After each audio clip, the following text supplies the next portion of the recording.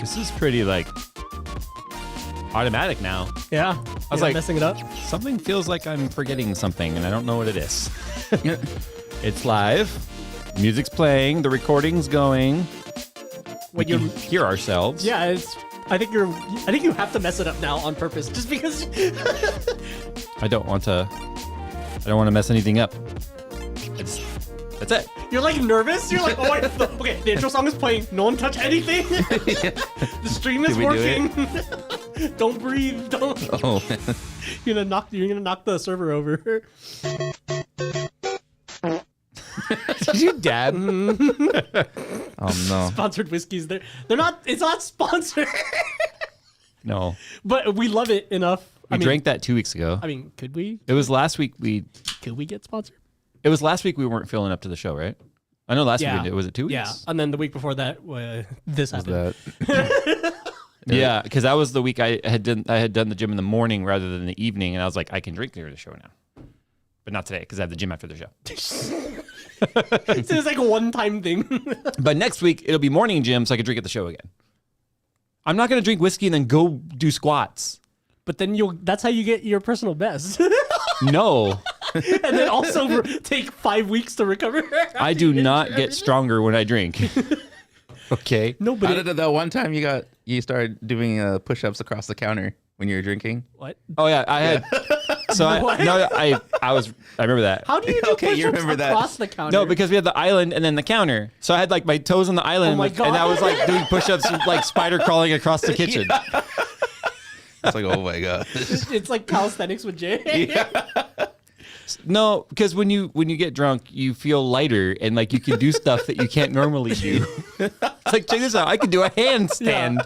I did that before. I think it just removes the pain. And any of the wherewithal to be like, you can't do that. Oh right, yeah. It removes the no voice too. Yeah. Shut up. That no voice becomes a you got this voice. I'm gonna fly my arms and fly as high as that 747. You got this. It becomes like, hey yo, watch this voice. Hey yo, you want to see something cool? Then Jay breaks all his limbs. Get your phones out for this. Again. Yeah. I still can't believe you fell down the stairs. Like that's like That was a long time ago, though. I know. I was like, don't make them think that just happened. I'm like, This just in. No, this just down. they look, you have like bruises all over like your face. Like what happened? Jay got into a fight with some stairs. Don't worry about it. Anyway, welcome back to RTFM show. If you guys don't know what that means, it means read the manual. Okay, How do you spell that? that's your job. Oh yeah, you're right. That is my job actually. like your 12-9 today. Dude, this week flew by. Yeah. So I'm like, wait, how do we do the show? I forgot. I mean, I have our topics and stuff up here. Mm-hmm. It's good. Last week, not the last week, but the last show everyone loved because there was literally no topics and there was just alcohol. It was freestyle. Oh, it was freestyle. Already. Freestyle alcohol. And then, show. and then none of us could leave for a while, so we just went and played Drunk Rocket League. Yeah, there was so we were much like, yelling. we were like, work is over, but we can't drive for a while, so we have to stay here. Yeah, and Nick had the best idea, which was to order like Chicken like, nuggets. all the McNuggets. He ordered like here. 50 McNuggets. Yeah. I ordered 60. I got like 20 for each of us, but they added an extra 20s. So you got 80. I don't even remember like eating the nuggets. I just remember them like the number of them in the package going down. I forgot there were nuggets until you said it right now. And then we stopped skipping goal replays. Yeah, so we can eat in between each goal. Yeah. Like, dude, score! I need to eat real quick. So one nugget equals one goal. Oh, I got like 3 at once. I just shoved them in there. It reminds me of that time that we were building PCs out in the garage at the old house, and you went to get a 50 piece or whatever. They messed up or somehow, and then they gave you another 50. So we ended up with 100 nuggets. And then he probably ate 30 or 40 of them in one sitting right there. I think I ate 20 over like 2 hours. I saved the rest for later. And he did. Nuggets don't reheat very well, though, in my opinion. Yeah. Even if you like try and air fry them or whatever, they don't reheat very well. oh, I haven't. I'm pretty sure we could I wonder if resurrect them with I the feel air like fryer. a McNugget would air fry decent Yeah. because of how crispy the breading is. Because and that's like my favorite part about McNuggets versus just regular chicken tenders is their breading because it's like so crispy but so thin. Yeah. I don't know how they do it. It's like tempura. Because other than the breading of Chicken McNugget is just chicken, Well, right? I mean, That's the only thing. it depends on who you ask, right? On paper, yes. On paper, it's chicken. Yeah. It's near chicken. And those are one of those things that it's just like I don't want to know. It's chicken substitute. I don't want to know because I'm happier not knowing. It's like even egg after beaters. watching how they're made is like it tastes like chicken. It's chicken. It's like egg beaters, but for chicken. Yeah. You're right. Yeah. Or it's like what goes into bologna and hot dogs, right? Yeah. Or spam, but yeah, it's just like a amalgamate of meat, of chicken meat. Oh, that was like chicken and like fish paste, basically. I mean, They should make fish nuggets. see, but the thing is, like, both of those things separately. Oh wait, that would just are be good. fish sticks, huh? I was like, they should make fish nuggets, but I guess I just made it in stick form. Yeah, just, What is filet o fish? Popcorn fish. A fillet, not a nugget. No, Oh, on yeah. the McDonald's menu, it's called a filet o fish. A little fish sandwich. Yes, we know. Okay, Some of whatever. us have outgrown McDonald's. It's Nick. a fillet of fish. A fillet, Fillet. just like Chick-fil-A. Hey Phil, do you happen to know where someone can acquire some capacitors for a motherboard? Radio Shack. Wait, oh, it doesn't exist anymore. I don't know. actually. Fries. Oh, Yeah. There's not really weird like Micro Center does have niche a section with all that kind of stuff in it. yeah, but if you're looking for components, it's probably gonna be online somewhere because it's just there's like that niche of stores does not exist anymore. Whatever capacitor you're trying to replace should have some sort of a model number or something on it, and you can then just cross-reference that, and you can find replacements. Yeah, or go bug Louis Rossman because I'm sure he knows exactly where to get every single freaking board level component ever. So. But yeah, so the reason amalgamate came into my head was because I've been addicted to Can you this, define that word for me real quick? I do maths, not words. It's like you do this with the stuff. Combine. Yes. Okay. But it's not a mixture because, well, I guess it is a mixture. A combination isn't necessarily a mixture. Anyway, buy our dad bought shirt. Jeez, I'm ADDing so hard today. Yeah. Anyway, I'm addicted to this chemistry channel of all things on YouTube because I never thought I would get addicted to a chemistry channel because I freaking hated chemistry in high school. It was so. It's good. It depends on how it's presented. Yeah, and I think that's exactly why it's like how I hate math, but I love like physics stuff and like rocket science and all that stuff, and it's because it's applied, right? And so this guy, like his vibe is basically like Adam Savage One Day Builds, but with all his instead of lathes and stuff, he uses chemistry stuff. So like. What's a one-day chemistry build? Well, he did cotton balls into cotton candy because the cotton is made of cellulose, and so you can chemically extract it, get rid of all the other crap you don't need, and then make sugar out of the cellulose, and then turn it into cotton candy. Wait, so cotton candy is actually a fibrous, like a real fiber? No, cotton candy is made of sugar, That's what I thought. but you can pull the cellulose out of real cotton and then turn it into sugar, and then make cotton. Because I think a candy. lot of people forget cotton does grow in a plant. Yeah, It's organic. Yeah, it's a thing. But yeah, though, and he did one where it was like making the world's most expensive carbonated water he got the CO2 by burning diamonds in pure oxygen. That sounds very expensive. Yeah. Actually, surprisingly, if it's not jewelry grade like diamonds, I think he got like a couple pounds of diamonds. No, like a pound of diamonds or something for like $200 or something like that. It must have been really bad. Yeah, it's all the rejects from Yeah. the like the beers or whatever. Right. And every kiss begins with K, like those diamonds and crap. And so yeah, you just put them in a test tube and then you literally burn them. Like you just apply heat underneath and pure oxygen over them, and they just glow and freaking evaporate into CO2. And I was like, huh, I guess that makes sense, right? Carbon, because diamonds just pure carbon. And oxygen, and then he used the soda stream. So he extracted all the gas, and then it was just a regular, like, off-the-shelf soda stream. And then he was like, cool, it tastes like carbonated water. But it's like, I think he said, like, the total cost, if you actually divided, like, the equipment and everything, and all the gas that he used and stuff, it was, like, probably, like, $500 or $600 for a bottle like this big of the Wow. water. And we thought that Voss was expensive. That was the whole point. He was, like, making a play on, like, all these, like, these foo-foo waters and stuff. But I just love that. Like, Is your water made of diamonds? yeah. No, Do you need diamond water when you're rolling around in your Rolls Royce Macallan? I know, right? No, I feel like Drinking your Macallan 35 or whatever. dude, that's where the Audi drink chiller thingy that you can get works for.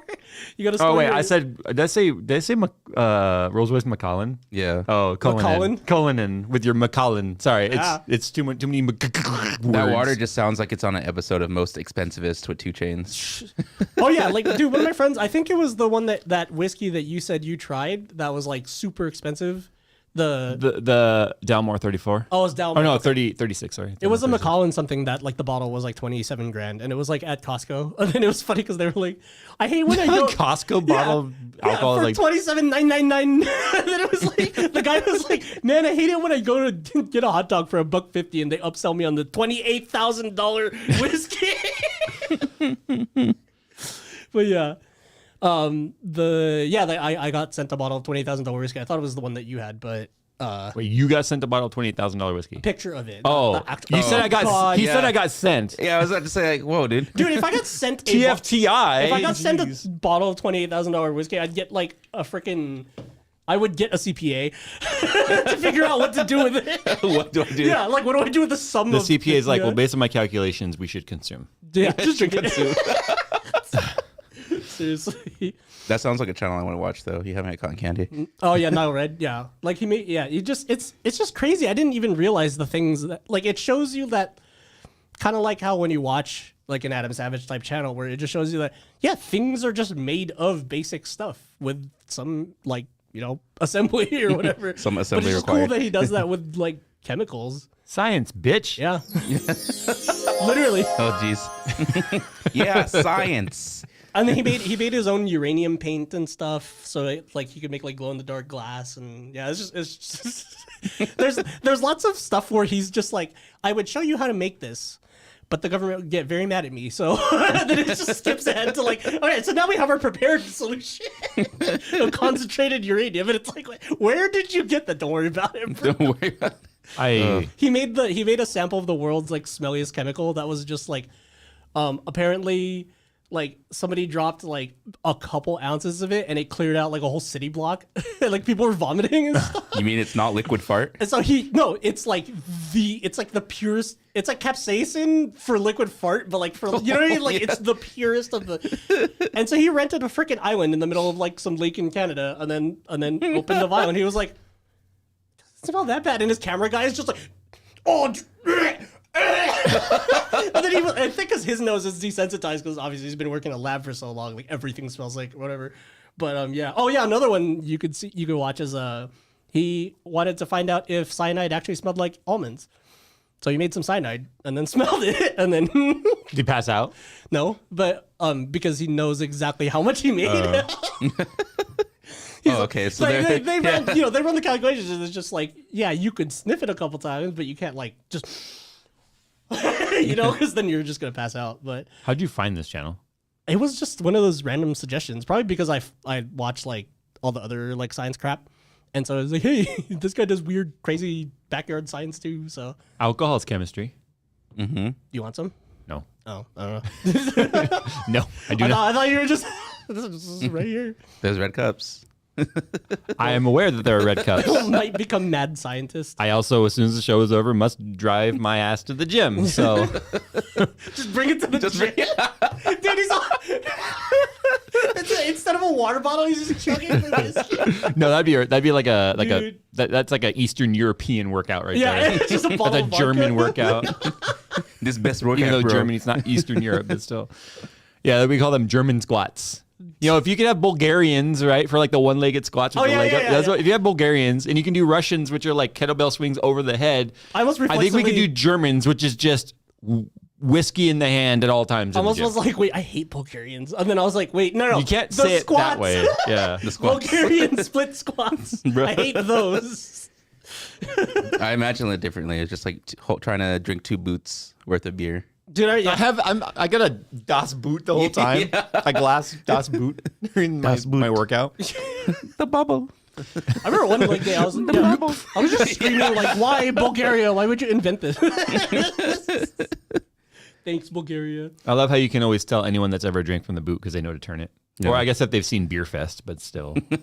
I mean, Beer Fest is factually correct. I'm from Poland, and we're shooting Red Bull and vodka for pre-workout. That sounds right. Wow. That sounds like a great workout, too. In America, we use that for free games to the club. I have mixed pre-workout with Monster once, and like I was like I actually can't do this because this is scary, and I think I'm gonna have to go to the hospital. Like if my heart was beating so hard. Well, I mean, I had my pre-workout in my bag, and what am I? Like the back of my eyeballs was itching. It was weird. Whoa. My current pre-workout has a pump agent in it. The bomb. With the pumping, the arms and the Let you bumping. get the bomb. The bomb. Look at my arms, they're like a freeway. I have a smaller version of the boot. Wait, It's called the sandal. The Chakla. That's La Chocolate. Wait, no, I was gonna say, like, oh well, yeah. It's just a low top shoe. Because German doesn't have a. How do you say something that's like smaller in German?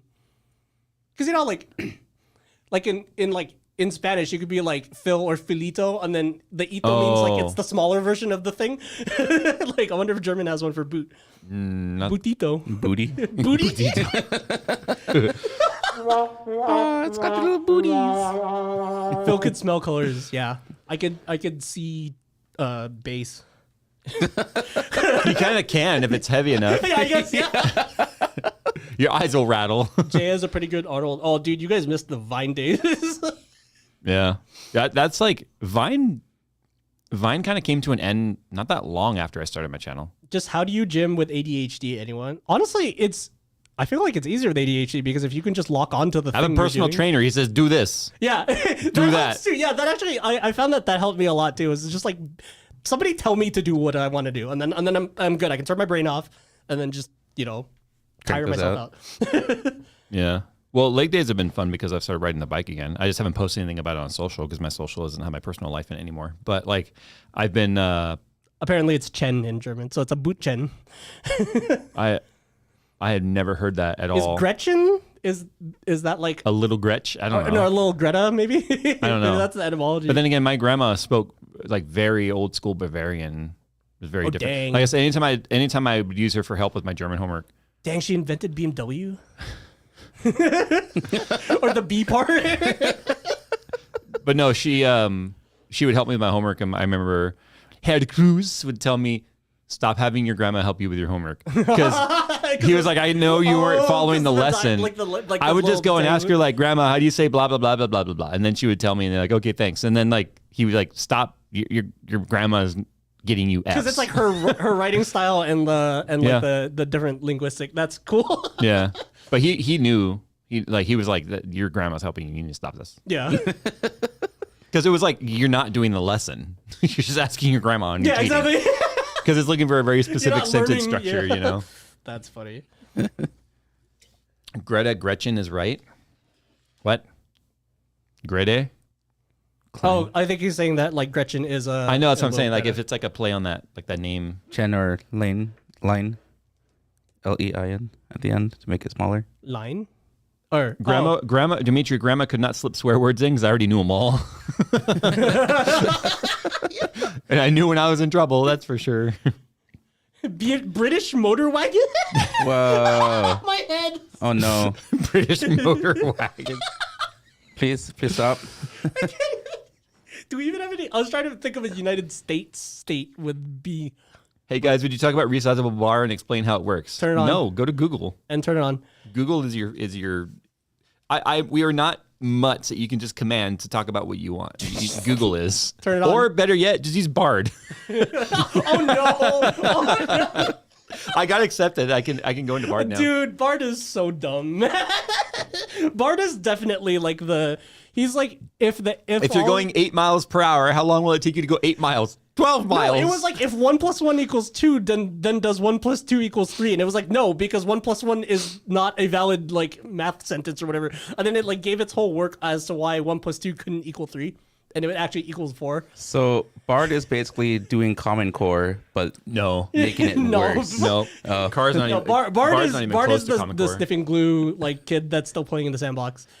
Bard, especially with like that showing its work when it's wrong, is like the example of just fluffing up your essay with a bunch of bonus sentences that mean nothing. Which is roughly what all of the AI models do now, but like And adding some of further. them are actually better at, researching and like getting things right. Bard is not. Bard is hilarious. Well, yeah, and I guess I got it. I was on the wait list, and now it says congratulations, you can join Bard now. I just haven't clicked on it yet because I'm afraid. I want to I incognito have Bing and one, so we should come up with a prompt and then like just forward them to each other, like just copy paste the answers back and forth to see if we can get them to talk. make them each ask each other if they're robots. Yeah, have them each try to solve a CAPTCHA against each other. I still can't get over the one that lied to a human to get it to solve a CAPTCHA. It's so good. And we're also so screwed, but whatever. Might as well start memeing it up now. Bard, not Bart. Bard, like a music, like a Black Blood's asking if any new dumb things on my neighborhood app. No, just like the typical like this fast food restaurant's terrible kind of stuff, and it's like you went to Taco Bell, yeah. okay? the service was horrible. Sir, this is a I don't know. Chili's. The service was horrible. This should It's a just be a buffet. segment with like its own music track now. That's like, let's see what's happening on On next Nextdoor, door. On I this mean, best of on Next- this segment of stupid neighbors of next door, or this segment of Jay's stupid neighbors. I think I followed Best of Nextdoor on Twitter like 6 or 7 years ago, and it's been like one of my favorite accounts ever on that platform. Just because it's like, wow, yeah, this is middle America. I mean, the number one thing you're going to find on any of these neighborhood apps is lost animals. That's like the number one thing you're going to find. Like that, or like people trying to give away their animals. But so far, nothing's really standing out I here. still love that one that was like, oh my god, I see this car every day at like 8 a.m. What is going on? And they're like, they're probably going to work. Maybe They they live probably there. live in your neighborhood. That's the thing about a neighborhood is that neighbors live there. Dude. I mean, looking for taco caterer, lost poodle. Oh, like we already talked about the one that was mad about the water, right? The large cup of water. Yeah. Did we talk Oh about? yeah. Yeah, we Wait, did. Did we talk about that on the show or just in the room? No, you talked about it on the show. I thought so. They got charged for large water. This person's complaining about how much they're paying for produce. So I paid $4 for 4 oranges at Ralph's, and I paid $3.50 for 3 apples at Ralph's. I'm thinking I will not be able to pay for anything in California. What? was that line? How much could a banana really be? Yeah, no, they're just complaining about the cost of living in California. I'm like, So it's becoming another Facebook. pretty typical. I mean, it already was. It was like, it's like the boomer Facebook, but even more boomery and Facebooky than Facebook is. Yeah, it's pretty bad actually. Like just it's kind of useless, but whatever. Why is somebody posted the scene from Titanic with Jack in the water? Only it's Jack in a pothole because somebody's complaining about the potholes. See Jack from Titanic? She's like, just hang on. He's all hanging it. He's in a pothole. Jeez. Oh man. Anyway, yeah, there's nothing exciting up going out there right now. Wait till the holidays. That's when people get really pissy Oh up yeah, there. yeah. Oh, it's spring break, so they're busy with the kids right now. Oh, the parents are probably all just shit-faced right now, hiding. Honestly. Jay's just like, that's what I would do. Well, here's the thing. I take my kids to school the majority of the time right now. And next week, my kids are in spring break. So what do? I decided to say, let's go to the gym before work in the mornings. So that sucks because I was like, wait, dang it. Because that sounded like a great early. That sounded like a great idea. See, my trainer asked me if I wanted to do that when I was like post-workout, feeling all good and stuff, and was like, hey, you want to work out in the morning next week since it's spring break? Sure, that sounds great. The next day, I'm like, wait, what did I agree to? Dang. Because he was trying to get me there like 4 in the morning. I'm like, There's a meme going viral of like Conan walking through the office and just knocking over stuff, looking sad, and it's just like introverted me when extroverted me made plans like yesterday, and now I actually have to I was go. having a moment of weakness. I'm going to move on to my topic, though, because we talked about this a little bit, the fact that E3 was canceled. Oh, yeah. The last E3 was 2019. And obviously that's because of the pandemic, right? And this was supposed to be the first E3 back. And E3 is typically held at LA Convention Center. But this was supposed to be the first E3 back since all that stuff shut down. But the issue here was the major. So E3, if you guys aren't aware, it's the Electronics Entertainment Expo. That's what EEE or E3 is for. So essentially, it's like CES, but it's just for game developers to showcase things that are up and coming. Just game developer conference, basically, but just games. I've been to technically two. Went to one just for an NVIDIA thing back in 2018, then 2019, I think it was. I actually attended the show. And I'll tell you right now, it was the worst show to attend as a content creator, if you will, because you would get invites to like really cool closed door demos that you couldn't talk about. Oh, so it's like all just for your eyes only, basically. Yes, and it was like, dang, all this is under embargo, and you have to sign the NDAs and stuff before you go into their stupid little rooms, and the cameras had to be like off and on the floor and all that sort of stuff, and like, it was terrible. So then I got to thinking, like, with it being canceled because of the pandemic, Ubisoft is hosting their own side thing. Yeah. During E3, EA always had its own event called EA Play. And then Nintendo always had Direct. Nintendo always had PlayStation. Although Nintendo still had an E3 presence, but they would do their own like side keynote whenever. Like with the exception of like Ubisoft and Square Enix and all of them being there. DICE was always rolled in with like the EA Play stuff.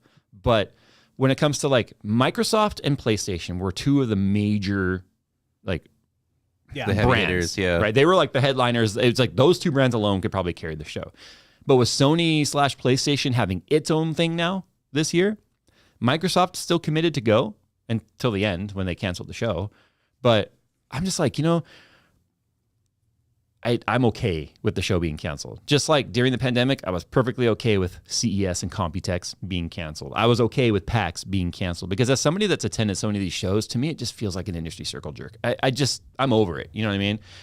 The amount of stuff you couldn't talk about, and it just was boring as far as I'm concerned. So I guess my question is like with you guys being on the production side of things, if these shows all started back up, like, would you want to go, or do you think like the pandemic sort of showed we don't need these shows for the industry to survive? These shows do nothing for the industry, technically. I think it's kind of interesting because the pandemic kind of made like a permanent change in that, because it's like.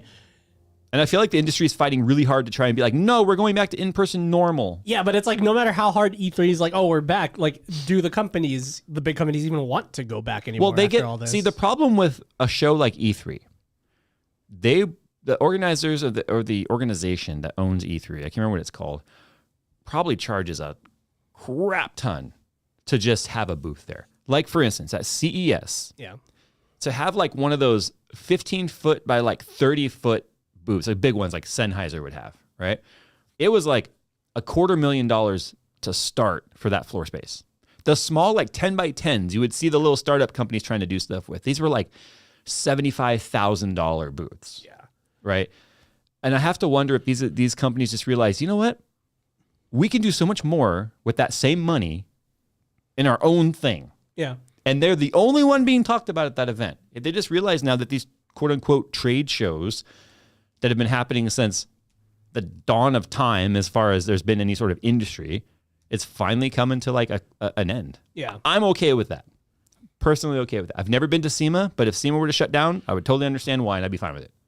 Well, SEMA was cool. SEMA was cool when I went, but it was like the year of the Supra, so almost every other booth had a Supra, and I was just done after like the first section of the halls that I went through. Isn't it weird though how there'll be some trend, but it's kind of like what did they didn't organize this trend? It just ended up being the trend. Yeah. Like overlanding was like a thing for a while. No, I don't mean a thing as in like people doing it. I mean like at SEMA it was like overland stuff everywhere. Yeah. You know? They kind of gotta cater to what the current trends are going, which I understand, but it's almost to a point like, okay, so everyone has to do like the same Rocket Bunny kit. Yeah. And just slap a different livery on it. And it's like, okay, we've seen it like 2 booths ago. I don't need to see it again, kind of deal.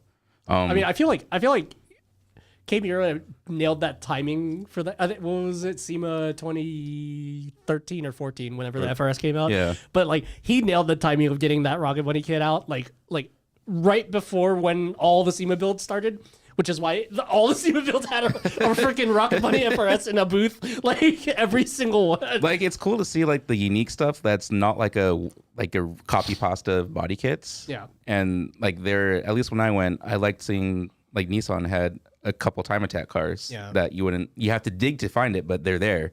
They're just buried. And honestly, same with like my experience at E3 too, because like I did have, I think the most fun, and I just went completely as just a random guest, but like I wasn't doing anything for work, but like some of the coolest booths I found were like those super tiny ones that you were talking about with the startups and stuff, but like the VR like startups where they had like random accessories. Like I saw somebody trying to come out with like a fan that blew air into the Quest faceplate. Okay. So it was a replacement faceplate with like vents in it, and then it blew air on your face as you were playing and stuff. And yeah, I remember seeing that like way back. I think I went to either like 2019 or something, 2018. But yeah, anyway, like yeah, just those little startups and stuff like that are cool, but it's so sad because like there's no foot traffic going to that place because no one cares about those booths.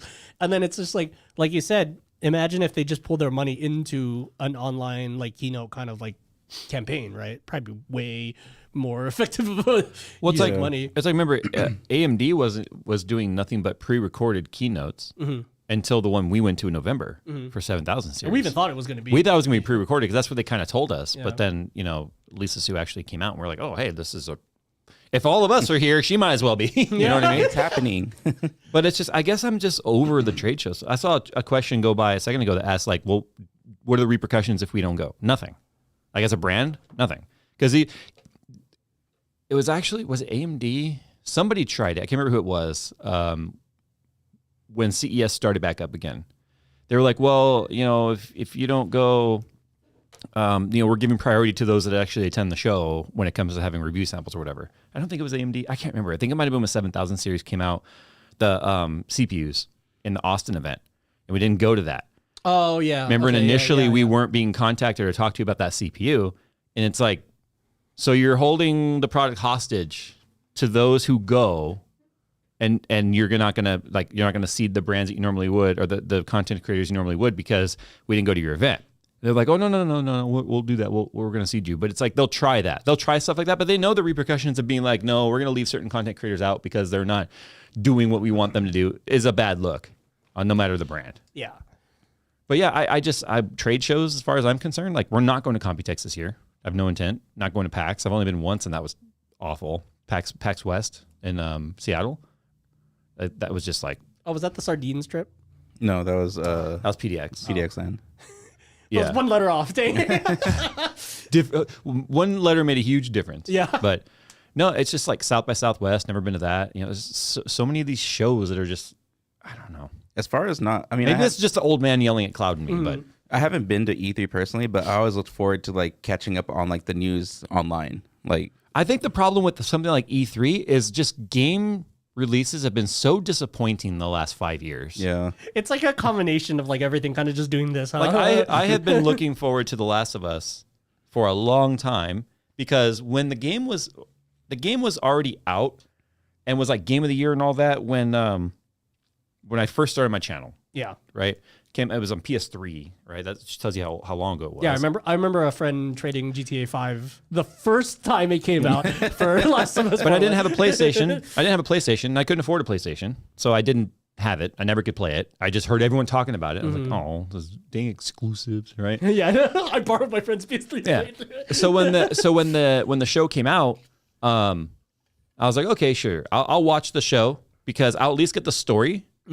So I was trying to explain to people, like, they're like, well, should we play the game if we watch the show?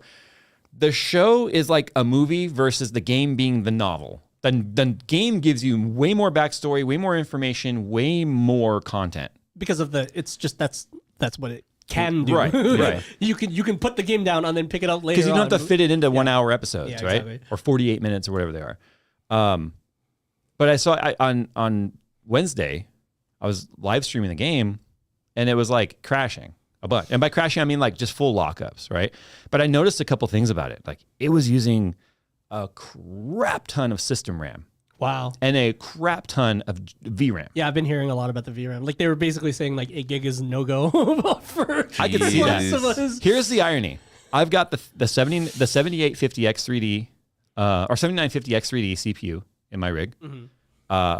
I've got the RTX 4090 Strix. They're water cooled. I've got 32 gigabytes of DDR5, which is not a lot. I'm going to switch it out with a 64 gig now that I'm seeing some games start to use as much as I'm about to tell you. Before the game crashed, actually when the game crashed in my live stream, I looked over in my sensor panel, and that's why I put all my usages on there. GPU was at like 75% used in terms of utilization, but it was using 19 gigabytes of VRAM. Now, the game's going to use more if it has more available. Yeah, right? exactly. It'll just pre-cache stuff. Right. You know, but it pre-cached a lot. The system was using over 21 gigabytes of RAM, of system RAM. And I was like, it's a heavy game. I was like, okay, so I'm going to end the task because it crashed. And as soon as I end the task, it dropped down to a gigabyte of VRAM being used by the system. And then it dropped down to like 8 gigs of system RAM being used. Or by the completely just. Yeah, it was like a gigabyte of VRAM and then like 8 gigabytes of system RAM. I was like, holy crap, that's a lot. Of RAM, yeah. But the thing that's disappointing, it's like, okay, I know that this is a quote unquote port, but it's a completely rebuilt. It's part of the remaster, so. But it was built ground up for PC technically. Like it's a port, but it's also remastered again specifically for PC. And the fact that it delayed it, and that here we are now seeing it be like worse than Cyberpunk was in terms of crashing and stuff, it's extremely disappointing. Yeah. And I can see that being a reason why people were like, E3, so what? Who cares? You know what I mean? Left a bad taste in the mouth. Well, it sounds like it's a double-edged sword. Maybe there's a viewer retention issue because it's almost all those keynotes are streamed, right? So you don't have to attend the show. Yeah. Not to mention it's expensive to attend the show. If you want like the 2-day pass and all that access, you're paying hundreds of dollars to go just to stand in line for 3 hours to play some Wii game for 2 minutes. Yeah. You know what I mean? It was terrible. And then having the game launches be so just lackluster and full of bugs and just plagued, it's like I think people are just a little jaded right now when it comes to games as a whole. Because what, Cyberpunk did it, Battlefield 2042 did it. Now, like, this is another big title, but I'm curious, is this the same company that did the other PlayStation to PC ports, like for Horizon? Or is it a different company altogether? It's a different company because Horizon was a great port. Yeah, I was about to say, like, Horizon came out pretty solid if I recall it. But I feel like Microsoft was going to make sure it went well. Well, Like I'm not saying Microsoft games is great, but I'm saying I feel like they at least were a little more vested in having it be a smooth launch for Horizon than Sony has put into this. I mean, oh, Well, this is Naughty Dog that made Last of Us, right? yeah. Isn't Sony going to be involved in the port because it was exclusive? It still says Sony Entertainment everywhere on it when you play the game. It even still on PC port, by the way, it still has the whole like tell us about your Sony PlayStation experience at the bottom of the screen. So like they literally brought over everything from the console. yeah. All I see is like all the work that they did for the PS3 PS5 remake or remaster. Because it hasn't come out yet for consoles, right? It launched for PC on this time around. No, I think the remake came out. Hold on. I wonder if they had all the same issues. It launched for PS5 in September 2022, and then we just finally got the PC version, and it's still this messed up. So they had like a good 6 months. But let's work face on it, the PC. you know, console. There's one combo of hardware you have to deal with, Yep. and maybe the revisions. But look at all the different combinations of PC hardware. And I think that might be why this job was a little bit whatever studio did this. I don't think it's Naughty Dog that did the ports. I think they hired. They designed the game because there are game studios that specialize in just doing ports of stuff, and so but yeah, I think they just bit off more than they could chew because it's both a remaster for PS5 and then also take that version and then make it work on a PC, so now you're working with two completely new versions of a game, whereas Horizon Zero Dawn was just a PS4 game that had some PS4 Pro enhancements and stuff, and then they were like, okay, let's bring that to PC. So that, you know, you get like a Steam Deck that'll run it at PS4 settings, fine. And then yeah, somebody corrected me. They were talking about you guys were talking about Horizon Zero Dawn. I thought you were talking about Forza Horizon. No, not Forza. Sorry, because technically that's not even really a port since PlayStation X is PlayStation X. Wow. PlayStation Series X. PlayStation Series Xbox. I can't wait for the Xbox 6. But I mean, the Xbox is technically just a PC. Yeah. I mean, so is PlayStation, but it's easier for Microsoft to have that port from. Yeah, because the Xbox runs Windows as a kernel, but like the PlayStation doesn't, obviously. Could you imagine that licensing agreement? PlayStation running Windows. But it's weird that I have 32 gigs of RAM, DDR5, running at 5600 because that's where I've been able to run it now without it crashing and stuff on me. And it's like a game like that is trying to eat it up. Yeah. But again, what would happen if I only had 16 gigs in there? You know somebody said it's the same studio that did Batman Arkham Knight, and apparently that was a horrible port as well. So, see, there's just nothing to look forward to when it comes to games because of this crap.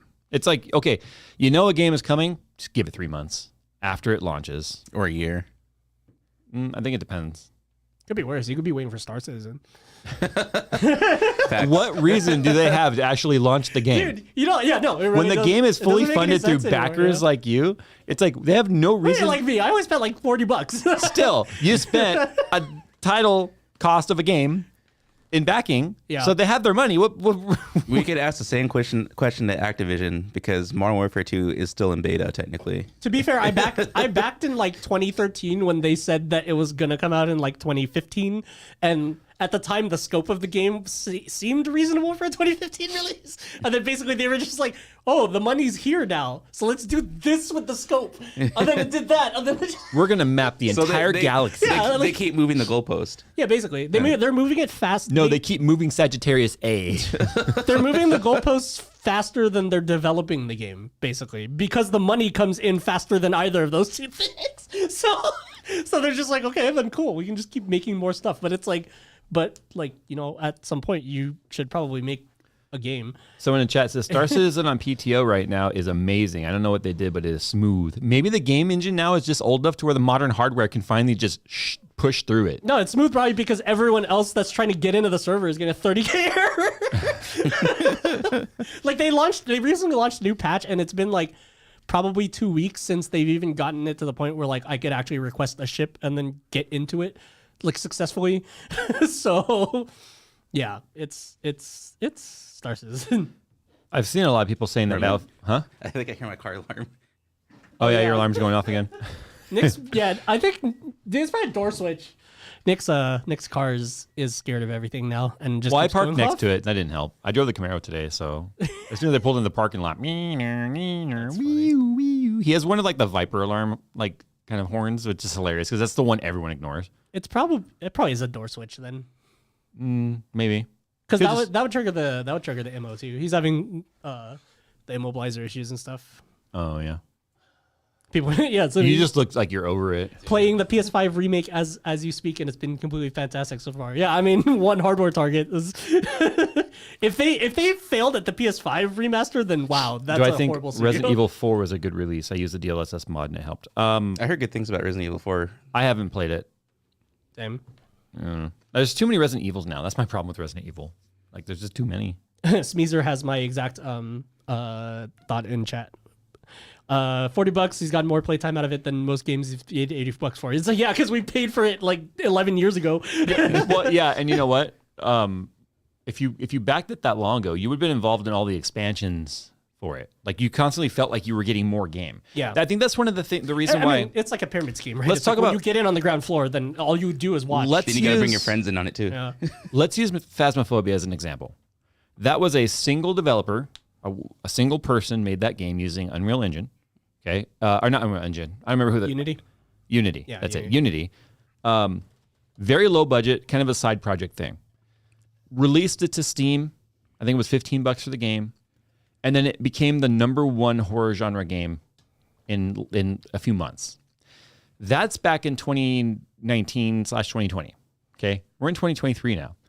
That game keeps bringing players like me back because they keep changing the game and adding features and redesigning the gameplay mechanic just enough to not make you feel like, oh, they're changing everything and I don't like it anymore. But they're changing it just enough to make the game more challenging, more interaction, and it's constantly growing. Yeah, what they keep doing is improving and making the fundamentals interesting. Right. And that's the exact problem of Star Citizen, is that it's like building a building by constantly changing out the facade, and you haven't even started working on the foundation yet. Right. Or any of the 2x4s, you know? Like, it's like there's like... Right. But DK, the main developer, he did the right thing. When all that money happened, think about it. He was selling it for $15. It has, I think, more than I remember that too. I think it was a $500,000. I remember you like looking at one of the updates, and I was like, "Oh, they have an art guy now," and that was the thing. Like, that's CJ. I was like, "That's smart. That they're expanding, but they're keeping it very. It has very reserved. 440,000 overwhelmingly positive reviews. Yeah. Since September 18th of 2020. Now, 440,000 overwhelmingly positive. How many people do you think actually leave a review versus bought the game? All right. So let's say he sold 1 million copies. Okay. $15 is what the game would, I think, cost. So 15 mil. And it's still an early access. No, $13.99. So 14 mil minus operating costs, minus taxes. He's in the UK, so I don't know what his tax situation is there. Minus the cut Steam takes. I don't know what Steam's cut is. I don't know either. But he developed it using like free tools. And maybe he has some of the SDK stuff that costs something. I don't know. Unity is a very I think a lot of people use it because of its like very low cost to entry. Right. So in my opinion, DK did the right thing by expanding the team, bringing another developer. And what he's doing now is he's slowly having the game off of the free Unity assets and is designing their own assets because that they're using in game. Yeah. Mm-hmm. Which ironically leads to some very funny bugs in the game. But the game is amazing. It's basically just ghost hide and seek. Identify the ghost, get some bonus objectives before it tries to kill you, right? Yeah. And when you play with a group of friends like I do, and it just turns into, hey, let's see if we can throw our friend in front of the ghost to save our own ass, it's fun, right? And it's like... But if that game had stayed the same game it was in 2020, people would have lost interest in it. Because you know how many copycat games have come out since then. Phasmophobia has single-handedly bolstered the horror genre on Steam. Mm-hmm. Single-handedly. The only... Yeah, how many times remember when you're looking for horror games and stuff to play, and me and Nick were just like, oh, it's Phasmo, but with this. Oh, it's Phasmo, but with that. Yeah. You know what I mean? Yeah. Like, that's how they all felt. It was just Phasmo, but with something else. And in my opinion, a lot of the other studios that have come out with copycat games have overcomplicated their game. Because Phasmo still stays charmingly simple to play, even though they keep adding way more ghost types and more evidence types and more equipment and stuff, and changing the levels. And I feel like that's like a sign of a good game when somebody like me and Nick who aren't who didn't go super ham into it can still have just as much fun as you when you guys want to go full try hard. Yeah, and like you know what I mean. Mm-hmm. It's kind of like I guess. I mean, I don't want to be stereotypical. My most favorite games or sessions of playing Phasmo were just when the group is drinking and we're just going in there being dumb. Like honestly. Because the funny thing is, like, they continuously change a lot of the AI in the game on how it interacts with you. And some ghosts just troll. Yeah. And by troll, I mean, like, tons of ghost events and stuff. And the game is not... There's a point where the game is no longer spooky, right? And that's kind of true for any scary game. But there becomes a point where it's no longer spooky. And they have the developers are very good at going, okay, we recognize the game is not, quote-unquote, spooky. So we're going to turn some knobs and some dials to change the spooky factor a little bit. And it's enough to get you at times. It's like, okay, I haven't been jump scared in this game for a long time. That one got me good, kind of a thing. That's the thing that makes me sad is DK has announced, he said a long time ago, he will not incorporate major jump scares in the game. He doesn't want to lean on jump scares as being the fear factor in the game. Right. Kind of like a modern scary movie just relies on the anticipation and the suspense, and then what happens? A cat jumps through the window and scares you. It's like that they're just leaning on the sound design to scare you, right? There's nothing scary about it. But so he doesn't want to be that. I appreciate the lack of jump scares. But the thing is, if you play some of the other games, they lean on jump scares heavy. Like I can't remember what the game's called. I haven't played it in forever. Ghost Exile. That's what it is. Where the jump scare would be the entire house turning into like hell, with like blood and guts falling from the sky and stuff. Oh, it was that. Yeah. I remember thinking, I was like, dude, that's a cool effect though when they do that with the walls. What was the other one where you have to sacrifice the goats? Oh, Devour. Oh, okay. That one just it's intense because you're being chased, right? Yeah. It's not like hiding. It's just chasing you. But yeah, no, this devouring you. But think about it, when the only game, like the game that I've played most consistently over the last 2 years, Phasmo has been Phasmo. for sure. A $14 indie game. That's why I think E3 sucks. Yeah. Because indie games are doing it better than big production. And on that same topic of like Phasmo keeping it interesting, I feel like it was the same thing that like Among Us missed the ball on that. Because I feel like Among Us VR came out so freaking late that it's not relevant How does anymore. a top-down like that work in VR? It's pretty funny in VR. I haven't tried it yet. Well, because when everyone becomes the stupid astronaut models, and then like whenever you move if you move your hands like higher up in here, they just turn into giant. It's like a foam hand with a pointer, and so like it's just hilarious because everyone is just Among Us astronauts. But yeah, like I feel like VR should have came out when everyone was playing that game like 2 years ago, 3 years ago, or whatever. Because the Quest 1 was at least out already, But yeah, I don't know. I just thought it was funny that they announced it recently, and I was just like, wait, what? People still play? But that's like if they suddenly were like, we're now introducing Flappy Bird VR. Yeah. It's like, duh. Flappy Bird. Well, 2013. Or Counter-Strike 2. It was like, wait, Valve Yeah. still makes video games? I didn't know they still had people on that team in there. There'll never be a 3. Yeah. This is the last This is the last update Counter-Strike for ever? update. Yeah. It's going to move to like Condition 0 episode 1. No, Counter-Strike 2 episode 1. Visage. Geraldo in chat says Visage is super solid. Yes, Visage is very solid. Visage, whatever. Visagi, yeah. It's very solid because Mr. Visagi. it's single player, atmospheric. You're basically playing a horror novel, if that makes sense. Snowman 3, you're trash. VR's cool. The Room, that was scary for me at least. The Room? The VR game, like a chair in a room. Oh, chair in a room. Yeah. Yeah. Yeah, And chair. Had I known then what future scary games were coming out, I would have realized like that's really not that bad. Yeah.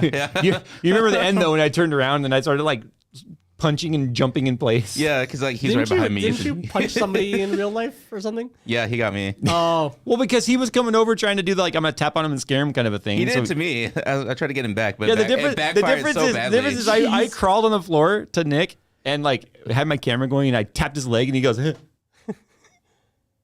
Me, I was like, ah! Yeah, he just went for it. Oh my god! jeez. The thing is, we always had it like visible on the TV so we could see what the person was doing. Yeah. And so it's just you wait until it's a very intense part. Like when my wife intentionally scared me while we were playing. I was playing one of the single player. I think it was Slender. No, Summer of '58. It was. She did it again. Remember?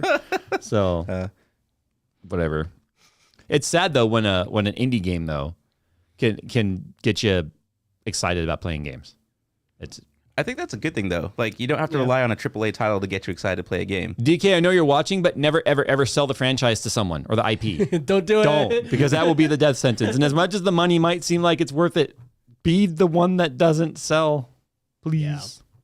It definitely had, and I think they started with a good core of charm and fun, like you know what I mean, like Among Us, like the top down was the charm. Like even if you just strip out the rest of the stuff they've added since then, that original game that you played way back then is that fun, and so it's a dope game. And also for me because I barely played and especially Phasmo. owning the imposter as bad as I did you.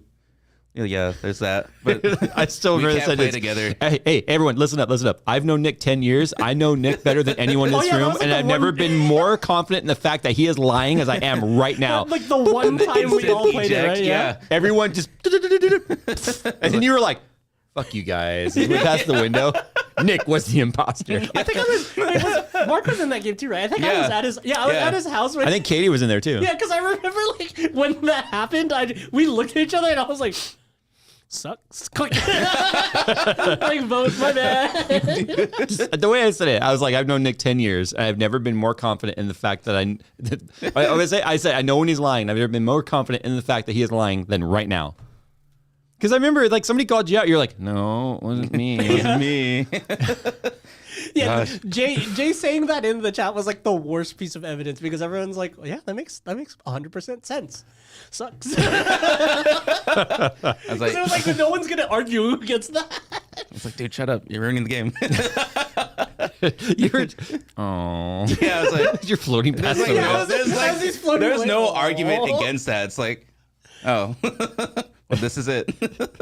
I just imagined you were trying to think of something to say as you're seeing the has voted. I was probably just sitting on my phone like, this is it. We've only played that one time, and that's what sucks. Well, it was a whole night of like multiple games. Yeah, and friendships were actually starting to get strained. Yeah. Like I never actually saw Renee get mad like that night. Because everyone just voted for him out of instinct. Just Yeah. It was just bad. And then every time it wasn't him, see, I told you MFers it wasn't me. Shout out to Renee for being so patient with us. I didn't remember him being that mad. Oh, I remember. I remember. Yeah. I think we were all drinking, so I don't. We were remember drinking. much. Yeah. Anyway. Anyways, What'd you want to talk about? I wanted to talk about transitioning into newer tech. Because we're in that generation now where we've all grown up with manual windows and whatnot. And mainly, it's probably more directed to you. Did you ever have vacuum operated windows? No. I have vacuum operated All door right, locks. whippersnapper. Dang. But okay. If you haven't heard your windows go, you haven't lived. The vacuum door lock pump. It's in a my true Mark III. airlock? No, it's like so it was like I remember the Lincoln had it, and it was like in the center console with all the switches, right? But that was run off vacuum, so you couldn't actually roll your windows up and down unless the engine was running. Jeez. Wait, so you can't roll it down if you're flooring it either, because there's no vacuum. In Yeah, it. who's gonna be like, oh, wait, it was in the middle. But I barely made the cut though on having vacuum operated windows. Well, this topic only popped up because like the past 2 weeks I was researching cars, and then I gave myself anxiety just because it's like, wow, you don't. I know the feeling. You don't have to look for a Bluetooth unit because infotainment's there, but it's like, where's the handbrake? It's an electronic parking brake. Is push to start. It's like, guess what happens if your car is dead? Yeah. That's why I started. Why do you think they had to shimmy my truck off of a tow truck? They were doing that. Remember when the rain got into the control box in the truck? I remember hearing about that one. I didn't know they had to. I could not get the electric brake to come off because the truck. So you can't open the hood, so you can't jump. No, I can open the hood. Oh, you good? That's manual latch. The problem was according to the truck, the radio control box, which is what takes the key signal and stuff that says, "Hey, I'm not locked," just did not recognize or see any keys because there was no connection, right? So that box was dead. So open the door and the alarm starts going off. Open the hood and just undo the battery so the alarm will stop going off. But there's no manual like lever release or anything for the parking brake in the Ram. It is 100% electric. It's not like other cars where you can actually take like that tool and put it down through put it into neutral and stuff. Yeah. So the truck was in park and the brake was on. And I've got a 6-inch BDS lift and 37-inch tires on this truck. So I asked the tow truck guy, because remember AJ was the one that fixed it for me. I asked the tow truck driver. Actually, I told him on the phone because AJ warned me. He was like, "Hey, tell them make sure they have skates because they're gonna need skates to get the truck up and down the bed, right?" Mm-hmm. And the skates is just like a plastic wedge that wedges under the tires. They're jacking it up, and then the plastic will slide, right? So he gets it up on the truck. He just drags it up. The truck's like going up the thing. And that's AJ. I'm like, how are they gonna get it off? He's like, they're probably gonna have to shake it off. And I'm like, really? So then I go and I talk to a service advisor, get all signed up. I look and I see the guy in the thing going on the lever, and the truck's all. So it literally torqued itself off of the. He had to make it torque itself off, basically. Yeah, but the problem was he couldn't get it to go all the way off, right? Because once the tires hit the ground, right? You can't shake the ground. No. So then what he basically did was he just slowly then drove his truck forward, and my truck just kind of like came off. Oh my God. But then the problem was the truck like wedged itself on top of his skates. So he couldn't get the skates on from underneath the tire. So they had to like, it was a big deal just getting that truck off. The principle of like an electric e-brake for me that annoys me is that it gets rid of the emergency brake functionality of the e-brake and it turns it into just a parking brake. As someone that has driven a 2005 Durango where the front brakes were so bad, because I love my wife, but she's that was her daily driver. Yeah. That was her daily driver. And she was notorious for like, hey, the brakes are making noise. And I go for a test drive and I touch the brakes and it's I'm like, these have been making noise for a while.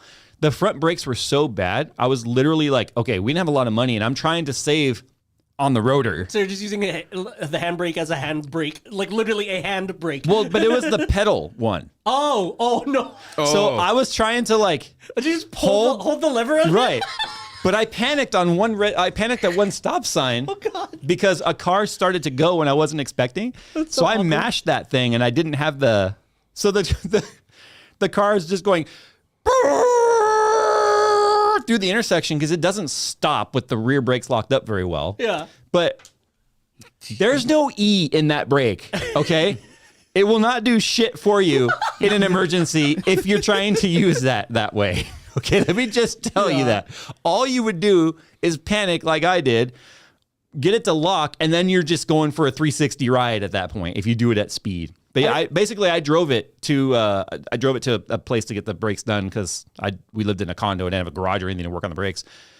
Yeah, so I just remember pushing that, and I'm like, this is a bad idea because I was doing so good. I was taking all the side streets, and I was like, this is actually working, right? I'm giving it just a little bit of foot brake, and I'm holding the lever so it won't latch. And then that person made me panic, kind of like Rocket League, where you just button mash. Yeah. But the mash there is just foot to floor. Jeez. So you just clamped it as hard as you panic backflip. The thing was, it made a lot of tire screeching noise, but not a lot of stopping motion. So when it locks up the rear brakes and there's zero brake bias up front, the car is just going to keep pulling through it. Mm. I mean, yeah, I was thankful that my e-brake was a manual lever brake when was it one of the hard lines for my brakes just popped on the freeway as I was decelerating for a freaking interchange. So I quickly learned how to use handbrake as a hand brake, a brake for your hands. I've done that. I've done it in the Volkswagen. And I've done it for the Fit once. It's surprisingly controllable. Like I honestly, I for was fun like, or the Fit was for fun. Okay. The VW was it was a live or die. Every time I got in your Golf with you, I was like, this could be the end. Well, you weren't there when my steering wheel started smoking. No, but I heard. I'm going to tell the story again. just mark 4 things. I get this text message from Nick because Nick would bounce a lot of car questions off of me, and this is before Nick had worked in the auto industry for a while, then got to know more mechanics and stuff. But he would bounce a lot of questions off me, and he was like, "Yo, dude, my steering column just started smoking like violently." I'm like, "What?" He's like, "Yeah, I don't know. I was just driving and it started smoking real bad, like from the steering column." I'm like, "That's not good. There's clearly a short or something." He's like, "Do you come over and look at it?" I'm like, "Okay." I was like, "I don't know what he expects me to do." Now it's just 2 people staring So at the smoking. on the way there, he texts me and he goes, "Dude, it's doing weird shit." And I'm like, "What?" He goes, "You'll see when you get here." So I get there and he's like, he opens the garage. He's like, "Check this out." And he hits the alarm and he goes, "Doot, doot." And then the windshield wipers go, And it starts like dragging and it's like more satanic. It's like, yeah. It's just like, So he was like, "Yeah, every time I locked the car, the windshield wipers would go one slow groaning wipe." And I'm like, I looked at it, I was like this. I was like, I went, "I can't help you with this." I feel like, you know what I mean? That's like blah, blah, blah, and then question marks, and then profit. Like, I feel like that's how VW wired the Mark IV. Like, they were just like Bosch modules, question marks, profit. Yeah. Like, that was their entire wiring diagram for the Mark IV. But what had happened is a module in the column had like shorted. Yeah, it was the indicator stock module. But so it was affecting everything in the column, which also the wipers were on. But I was like, how does lock interact with the steering module? Because even if it was doing like an ignition lockout, it would be somewhere else.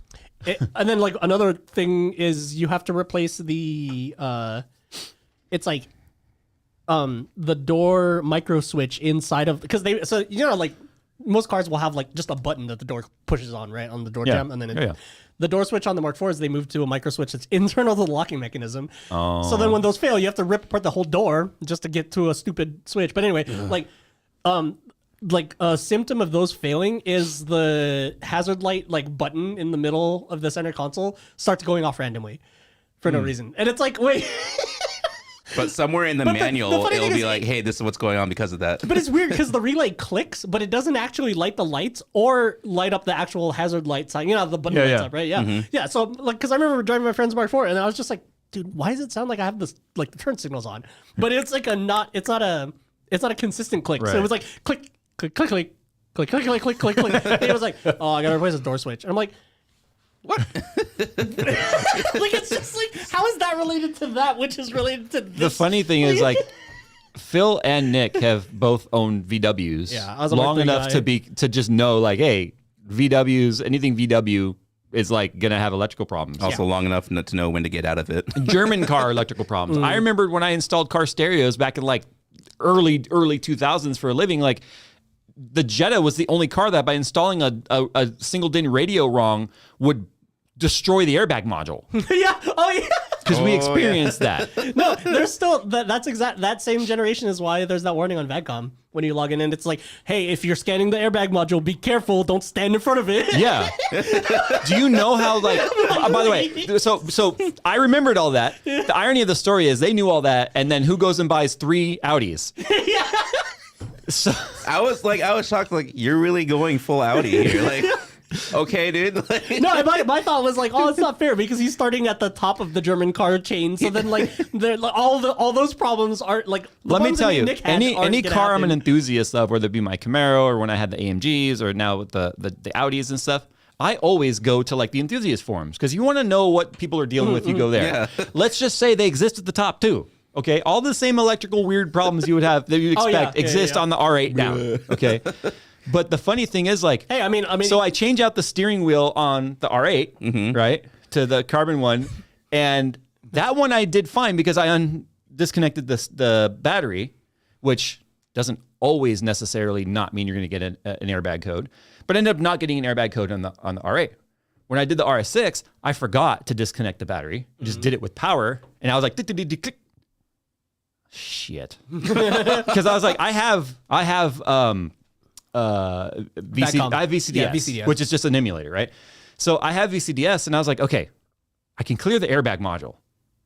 For people wondering, VCDS is the Volkswagen Group proprietary. Well, it's a third-party version of the proprietary tool that they use to diagnose and talk to the modules and configure them and stuff. Yeah, you basically have to buy a license and the cable and all that, and your laptop can give you all the same diagnostic tools and reprogramming and even code changing as the dealer could. In fact, sometimes even more. But anyway. side note, you need one of those more than you need a Unitronic tuner. Yes. Just so you know. So anyway, Even deleting your wing. Yeah. Remember? We had to tell the car that it no longer had a motor there. Yeah. Otherwise, it would get mad. It's so dumb. But anyway. so I'm like, okay, I get everything back on. I plug in the airbag and everything's in. And I'm like, I'm sitting there and I've got my VCDS cable plugged in. I got my laptop and it's loaded up and I'm talking to the computers and it scans. And of course, it's like 2 codes in the airbag module. And I'm sitting there in the driver's seat. I'm like, yeah, I was about to say, wait, you're sitting in the driver's seat? yeah. I like leaned out of the car. I'm like, Yeah. I hit the button that was like start for the clearing of the codes and to restart the module. I was like, I know okay, that we're feeling. good. I've since done it like 3 times, but Yeah. the irony though is, remember, I am having an electrical problem with the RS6 already. Remember? The tilt column motor went bad. Oh, yeah. yeah. Yeah, it's Volkswagening for sure. But it's not doing it on its own. It just I'm just moved, driving. Right? It's super low. It's all squishing my legs. Because that's the thing about like the Volkswagen Group or the Audi Group really is like they part share so much. Like I bet you if you pulled the part that was on fire in Nick's steering column, it would have an Audi logo on it. Yeah, probably. Yeah. And an Audi partner and everything, yeah. You could use it in a TTRS, dude. No, but here's the thing, you know. So Use I Jay's know $40 dummy plug in any of your VW. like the Audi dealership that I bought the R8 from and my wife's SQ7 from, and not the R6, but I know that dealership really well. I know their service department. They look past all the mods and stuff, and they don't bother me about any of this stuff. I just threw a pin. That's the Anyway, dream. But no, I called him up and I was like, "Hey, I'm having a problem with the steering column." He's like, "What's happening?" I said, "It in and out works, but up and down doesn't work." "Oh yeah, it's totally normal. Just bring it in." I'm like, "What?" He goes, "Could be a motor, could be a module. Might have to change the column. Won't know till we have it." I'm like, "Okay." A module. They would make a steering column No, module. it is. Like, So it's so unnecessary. when I They have to. when I log in, when I hook VCDS up to the car, Yeah. and I scan all the modules, there's like 56 different pages of modules, right? I'm not even kidding. My Mark III has 2, an alarm and then engine control computer. No, there's a lot. Jeez. But it See, shows that's up. module? But it shows up in there. It specifically says tilt motor electrical fault. Oh my God. So that means there's something wrong with the motor, and they can't replace just the motor. He was telling me it's the whole column. thing. Fortunately, though, it's just a firewall connection for it. It doesn't actually have a steering shaft because it is a full steer by wire. Oh wow. Oh wow. That's cool. So it'll be an easier swap, but the fact that they have to take out the column because one of the motors, which you would think could somehow be interchangeable, is not. Just the amount of modules alone is giving me like, geez. It's way more than the R8. Yeah. It's just funny though that like they're still doing the same thing. Like I was telling you about the Mark IV door switches, right? How they put a wear item super deep into another part. Look what they just did. Like, a motor's gonna be one of the things that you would expect to fail. You should cross-reference that part number to see if you can pick it off. No, I think I know what happened though. It's my fault. I have a habit of, because I'm a tall guy, whenever I get out of the car, I always kind of like push up off the steering wheel. And I had the entry assist and exit assist on, which is where it will move the seat back and the steering wheel up and away. Oh, was it trying to move up? So while I think, you pushed and down? that's a common issue is like if people are pushing up off that, it could jam up the motor. Yeah. Now they were telling me it's a possibility it might just be jammed, and they can like disconnect it, kind of pop it loose. Like I was talking to my wife's friend's husband, who's a master tech for Mercedes. For AMD? For AMG. Oh, AMG. He's one of their the AMG master techs, right? Works on their AMG models and stuff. And I asked him, I told him what was happening with the RS6 because they have an Audi dealership too. And he was like, oh yeah. He's like, when that happens on the Mercedes, he's like, we just smack it real hard. I'm like, really? He goes, yeah. He's like, we'll push it down and just be like, bah, on the wheel, and then it starts going. Imagine see the tech, you're like at the dealership, you're like waiting for your car, you just see this tech just punching the crap out of your call. Yeah, he said that he's like 7 or 8 times out of 10 that'll unjam it. 70% success rate. I'll take that, dude. Like, yeah. I mean, that's usually one of my first go-tos for problem solving. Yeah, smack it with a hammer. But I would think if the motor were trying to do something, it wouldn't give me electrical fault. I think it would give me a different type of fault. Yeah. So the fact that it's saying motor electrical fault means the motor's not talking. Or maybe that's the one module that didn't go as detailed in, so any fault with it's just electrical fault. Yeah. But that was the stuff we were looking at when we picked up the car and we brought it back. Yeah. But I haven't made it a priority because the wheel's kind of where I would normally leave it anyway. It's just if my wife gets in it, she's like.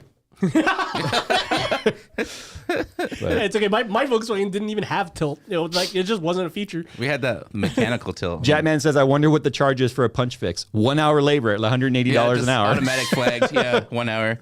1 hour of labor. No, but what if the guy has Bosch fists? Then it's gonna be $300 an hour. Bosch you can't use third party fists on your steering you have to column. use the Bosch It's a German fist. car, dude. Come on. So the anxiety that you're feeling about, because Nick is he's shopping for a new car. Yeah. It's not new, but new to him, right? You're looking at like New to me, 19. fairly recent, kind of like in that range. As long as I've known Nick now, which is like almost 14 years. Crazy, right? Yeah. Almost 14 years. You've never had like a car younger than 10 years old. Yeah. So you're just like shopping in a whole new class. Like even no matter what you get to this point, it's gonna be like feature sets beyond your imagination. Yeah, like I want something dumbed down, but the dumbed down to me isn't what I'm expecting now. Yeah. So- I don't want to say what car you're considering because I don't want to hear their opinion. Yeah. I really don't. Their opinion doesn't matter. It doesn't because I know what I want, but yeah. I still think you're pigeonholing yourself, but that's just me. I think it'd be neat to have though. It would, but you're going to have to raise the price you're willing to pay, and there's a limit there in what you're comfortable with. Yeah. So it's A couple things that He's maybe thinking Huracan, okay? Connor Ventador. He's thinking 2015 Huracan. A couple things with chat that was cracking me up. Emily Seeger says we had to take my boyfriend's entire dash apart to replace the heater core. I feel like any car person that's worked on their car, the moment you hear heater core, you're just like, nope. that sucks. I'm sorry. That's where I draw the line. I'm sorry for your loss. Are you ready for this? I was lucky when I replaced the windshield in the R8 when it got cracked, that they didn't have to remove anything except for the A-pillar, the Alcantara covers on the A-pillars. They can change that windshield without having to take anything apart. He was like S7, S6, RS6. They have to take the entire dash out to do the windshield. Yeah, I mean, it was so much work, even in my Mark III, that when my heater core went out, I just bypassed it. And here's the problem. I don't care. I'll just wear jackets. What is guaranteed to happen the moment you remove any panels from your car? Yeah. They're going to rattle when you Squeak. put them back together. Yeah, it's never going to go back in the same way. The RS6 already sounds like cheaply constructed versus my wife's SQ7. Jeez. Because the RS models they're lighter in the sense that they don't have as much sound deadening material in them. Oh, right. They're more of like a purist driving car in the sense of like they don't put a lot of like the comfort anti-squeak stuff in there. Maybe that's why it doesn't smell like crayons. It doesn't have the crayon smelling or like the sound deadening and Because stuff. it doesn't have that same plastic. Yeah. But my wife's SQ7, when I get in that thing, I'm like, dude, this is nice. I'm like, there is no squeak. Everything feels tightly shut. The car and your ears pop like boom. It's like hermetically sealed. Yeah. But the RS6, it's like you're driving along and you're going to hear some rattles in the dash. You're going to hear some squeaks. And that's not really normally an Audi trait, but I think for a lot of the RS models, it is. Oh, and then the new RS6 Performance they just announced at the end of last year that they're coming out with has a little bit bigger turbos. Same turbos on the Urus because they're smaller turbos on the RS6 factory. We're thinking those two cars are the platform, but yeah, they share the same 4-liter. Anyway, it's got like 35 or 36 more horsepower than stock, but they even specifically called out even less insulating / sound deadening material. Wow. I'm like, what's that going to sound like? A tank? Steve Piet asks, JM64 and I fit in an 08 TT. Do you think I'll fit in an R8? TTs have way more room than an R8. But you do fit in yours, and you're 6'4". I had to spend a while finding just the right tilt angle. Because here's the thing. How far back your seat can recline is dependent on how far back your seat is on the track. Oh, so you have to do a bunch of trial and error of like, okay, if I'm not if talking I go all about the way back on this thing, then how far back can I go? Yeah, on this it's like thing? I could get all the leg room, but then I'm like this, right? You're so like. So, but the thing is, it's not like, oh yeah, because the seat's just going to lean back and hit the rear wall. Right. That's not the case. It is programmed. It knows where it is on the track and how far back the seat can go before it hits the wall. So it won't actually touch the wall except for the very bottom. Until that module goes out. Yeah, until the module goes out. But the thing is, like, height is only one part of the. How long is your torso? How long are your legs? I have a pretty like proportionate torso. Proportionate torso. Hi, Jim. God bless you, nice torsos. My name is Sean Connery. Anyway, Sean Connery. when it comes to like my torso to leg length ratio, it's pretty standard, right? But I know some people that have very long legs and shorter torsos, and vice versa. So I'm able to find a position where my knees do kind of somewhat interfere with the column, because one of the things I hate about Audi is they have like the autopilot / cruise control lever hangs down at a 45-degree angle from the column, like under the wheel, like to the left. I never even noticed that. Oh wow, that's awkward. And my knee will bump that. Oh no. Yeah, so that sucks. But That's one getting out of your car badly away from snapping right off. yeah, I can barely wear a helmet in the R8. The Audi TT, because it has a back seat, even though it's a tiny back seat, it still gives you the way more room to move your seat around and stuff. I guess. I didn't even think of the helmet. Yeah. I get in the ZL1, like I drove it today. It feels like I'm in a freaking SUV in the interior versus like a Panzer tank as a windshield. Yeah, like, just like that much to see. It's a luxury Panzer. Yeah, it's a luxury Sherman tank. It's a GT tank basically. Yeah. The R8 that you can fit in though would be an R8 Cup car. Yeah, because they took all the dash out. Yeah. Yeah, they took all the car out. No, the R8 is pretty good. The second gen, at least. I can't speak to the first gen, but the second gen and Gen 2 facelift are the same interior. They're pretty good about the column being long and narrow, and then it's really recessed. Like there is a lot of knee room. It's not like a typical dash where you've got the flat piece and all that under there. It's very fighter pilot-y. You know, it's hard to explain, but if it had a traditional dash sense, like with the flat lower dash piece and stuff, it would probably be a lot tighter than it is. I've never gotten into the R8 once I found my sitting position, and I'm like, it's too tight. Or, I did initially sit in it when we went to look at it, because you went with me, and I was like, this might have been a mistake. Yeah. That's when the doubt started kicking in, like, maybe we should look at other cars. It's like, no. But the thing is, it depends on what seats it has, too. If it has the sport seats, which are just on the rail, and they're manual, there's a lot less adjustability in that seat than, say, mine, which are the sport comfort seats, which is like the 18-way adjustable. Oh, yeah. So my seats are, quote-unquote, heavy AF versus, like, the sports seat. But you know what? I don't care, because I just added horsepower to it, and then it was fine. There you go, yeah. It cancels it out. Yeah. Oh, that's funny. All right, we'll move on to the FTFA part. I should have saved my seating position in the R8, and then... It looks so funny. I was like, I, from my seating position, I could look to the left and look at the floor behind you. I was like, that is weird.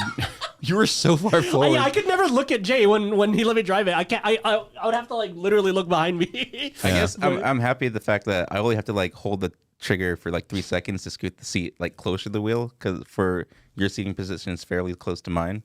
So I just have to like count how long I'm holding the button. Because you're about 3-4 inches shorter than me, so that's you just have to make up that difference. I feel like Jay's profile and my profile for seating positions are super easy, because it's just one of them is all the way forward and then one of them is all the way back. Yeah. Like we don't have to think about middle ground stuff. That's funny. All right, so FTFA, this is from the freaking audience, where you guys can send us your email topics that you think would be very interesting to the show and would add to it. So you can write us at rtfm@JayzTwoCents.com. So this one comes from Ryan. He says, I live in the middle of nowhere. but I love the big city feeling and atmosphere. I was recently in Cali for a bit. Any downsides to living in the city suburb life that aren't commonly mentioned? Things besides housing prices, traffic, etc. Housing prices, traffic, etc. No, I'm gonna go with the fact that if you like the downtown city living, like the Long Beach, LA, San Francisco, Austin, whatever, you're gonna probably have to get used to parking not being available just about anywhere, and 2, homelessness. Homelessness in any downtown environment, whether it be due to drug abuse, mental health issues, or whatever, homelessness and major city downtowns go together hand in hand. That's just always the way it's going to be. So you're going to have to be comfortable with that, because especially if it's at night and you have to walk. A lot of people who live in downtowns have cars but don't necessarily drive them. They just walk to where they're going, or they take the bus or the train or whatever. And I know for a fact that like it would make my wife super uncomfortable anytime we would go to LA or whatever. If she was, I used to work in downtown LA. I was used to it, so it didn't bother me, because 99% of the time those people aren't going to bother you. But it's scary because you're just like, this guy is like screaming at the top of his lungs in the middle of the intersection. You're like, I don't want to walk by and have him attack you, but that could happen. But that's I think that's the major thing people forget about living in a major metropolitan downtown area. Suburbs, there's just so many more people. So you know, there's always a percentage of people that are going to be batshit, and then because there's more people in the city, there's more batshit people as well. Yeah. I remember when I used to work in downtown LA too, and like we would always like walk the how do I say this nicely? The smaller people that worked at the place, right? We would walk with them to the parking lot and that sort of stuff at night, because you know, like even 10 p.m. in downtown LA starts to get like sketch.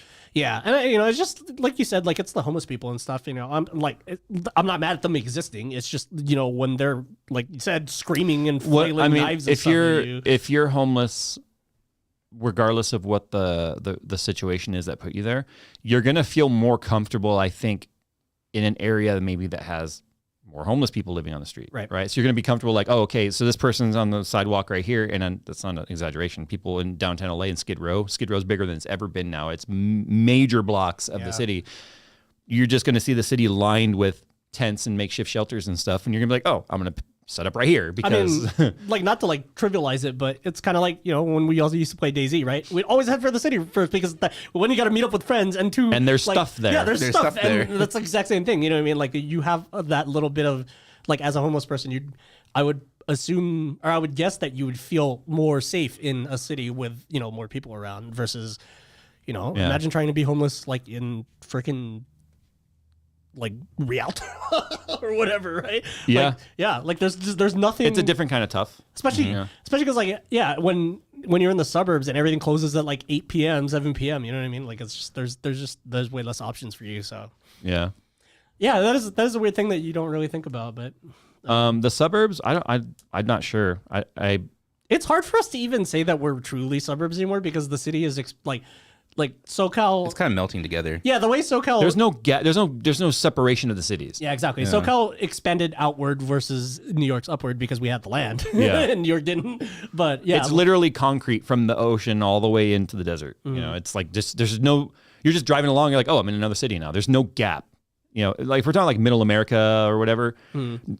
That's why I can't even answer the question about the suburbs. To me, that's just the way of living. Like, I can't imagine being like, oh, I'm living on this 5 acres and I got to drive 45 minutes to get to the nearest town. You know, I can't imagine that. That to me, like, I'm claustrophobic, but that seems claustrophobic to me, to be like, I'm the only one out here. It's like that open space claustrophobia. What's that called? Agoraphobia? No, that's fear of crowds, right? No, I think...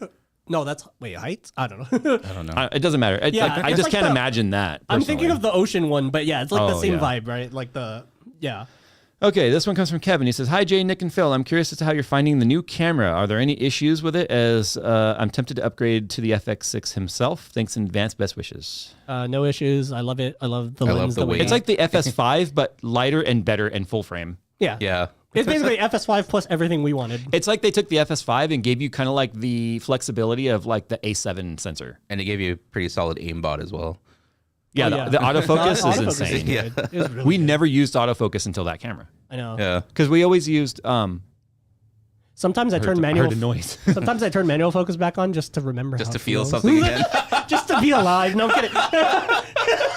Well, No, seriously, the autofocus is like, God, I've been pulling focus for over a decade, and like it is so impressive to me that. And it doesn't just focus on the face; it focuses on the eye. Yeah. Like it puts a square on the eye. And I found out too that if you leave it in autofocus, but you nudge the ring, you can nudge its autofocus lock between subjects. So, because I was wondering how to pick a different face without tapping on it, and I was like, oh, cool. And then it just auto snaps. It went, it wants this one because it could see. It's like when you play COD on a console, right? And as soon as you hit left trigger, it just snaps. See it snap. Yeah. Like that's what the autofocus was doing for me. I was like, oh my God, this thing has quick scoping autofocus basically. It's 360 so awesome. no focus. Yeah, imagine if we could just wire a controller to it and just like.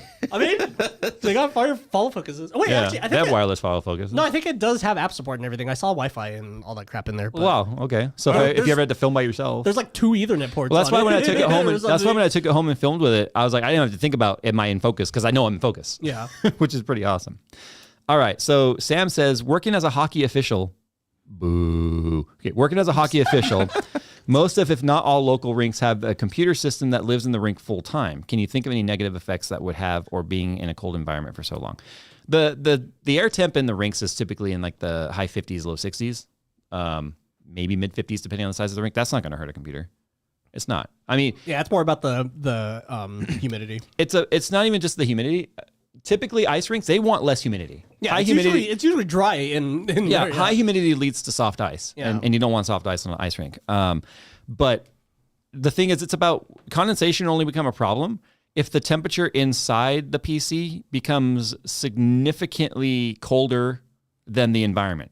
So, like, for instance, condensation would form if we were using, like, ice bucket challenge, whatever, like cooling. Then we would get condensation on the tubes and stuff. But the environment itself is so cold, the only thing that's happening to the computer is it's being cooled really well. Like, it's not going to hurt it at all. Yeah, at least you're like, if the computer isn't living inside of a bucket of LN2, it's fine. It's like running a car during boost season.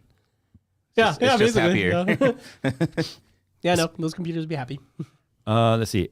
Elder says, what happened to the tech tips, not Linus Tech Tips, but actual tech tips section of your show? It hasn't been there since it rebooted it last year. We just got tired of trying to come up with them. Yeah. I was like, We kept running out of ideas. I liked that section too, but yeah, it was. Here's a it was tech like, tip for you. You can take the cap and put it on the back so you don't lose it. See, this is like the stupid stuff we were having to come up with because we were running out of ideas. Are you shooting for You gonna that? shoot me for that? Just on grounds. Like, Let me see that. I like how I said that and then Jay said it verbatim. no. I'm not gonna shoot you. What are you gonna do? Stab me? Quote by man stabbed. Like, I just want to know if this could actually shoot the pen.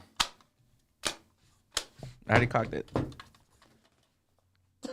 Jesus, it Well, went farther than so can confirm going it can to. shoot. so Nerf Take that from me. Nerf balls function as sabots for. I had no. Yes. I thought it was just gonna like maybe hit the sign or like that went way harder than I thought it was going to. Anyway, yeah, I like the tech tip segment. My bad. But yeah, no, it was just it felt like an obligation, and you know we don't really like doing stuff that feels. Well, we were like, okay, we need to find a balance between over structuring the show and off the cuffing the show, which is, I think we're kind of there right now. We found Like, a good balance. Our outline is loose at best. Loose.